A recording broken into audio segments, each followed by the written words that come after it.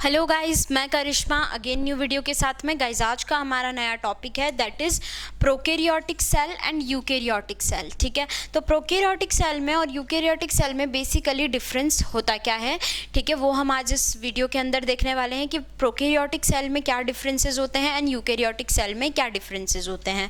Prokaryotic cell का जो size होता है बेसिकली कैसा होता है, जनरली स्मॉल होता है 1 to 10 माइक्रोन। ठीक है, वहीं यूकैरियोटिक सेल का जो साइज होता है जनरली लार्ज होता है और कितने माइक्रोन होता है, 5 to 100 माइक्रोन। ठीक है, nuclear region is not well defined. जो न्यूक्लियर रीजन होता है वो वेल डिफाइंड नहीं होता है। ठीक है, और यूकैरियोटिक के अंदर न्यूक्लियर रीजन वेल डिफाइंड होता है और सराउंड करता है किससे, न्यूक्लियर मेम्ब्रेन से। ठीक है, तो this is the main difference कि यहाँ पर न्यूक्लियर रीजन जो होगा वो वेल डिफाइंड नहीं होगा, लेकिन यूकैरियोटिक सेल के अंदर जो न्यूक्लियर रीजन होगा वो वेल डिफाइंड और सराउंड होता है किससे, न्यूक्लियर मेम्ब्रेन से। ठीक है, उसके बाद यहाँ पर प्रोकैरियोटिक में जो क्रोमोसोम्स होंगे वो कैसे होंगे, सिंगल होंगे। ठीक है, कैसे होंगे क्रोमोसोम्स, सिंगल क्रोमोसोम्स होंगे।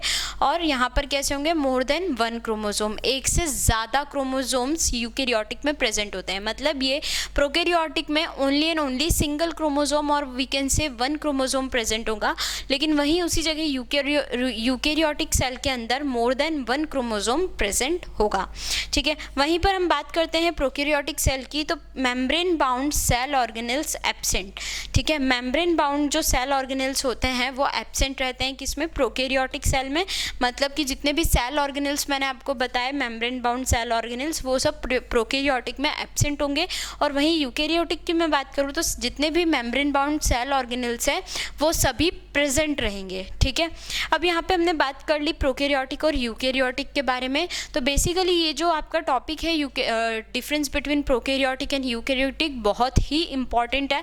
बहुत ज़्यादा आपसे पूछा जाता है एग्जाम के अंदर कि right the difference between prokaryotic and eukaryotic cells. ठीक है, तो इस बेसिस के ऊपर ये बहुत ही ज़्यादा इंपॉर्टेंट है। मैं एक बार फिर से आपको सारी चीज़ें रिकॉल करवा देती हूँ। प्रोकैरियोटिक और यूकैरियोटिक सेल के अंदर डिफरेंस क्या है, बेसिकली इसका साइज़ कितना होता है, जनरली स्मॉल होता है 1 to 10 माइक्रोन का। यूकैरियोटिक का जो साइज़ होता है जनरली लार्ज होता है 5 to 100 माइक्रोन का। Nuclear region is not well defined. Nuclear region जो होता है वो वेल डिफाइंड नहीं होता है। यहाँ पर न्यूक्लियर रीजन जो होगा वो वेल डिफाइंड होगा और सराउंड करेगा कहाँ पर, न्यूक्लियर मेम्ब्रेन से ये सराउंड करता है।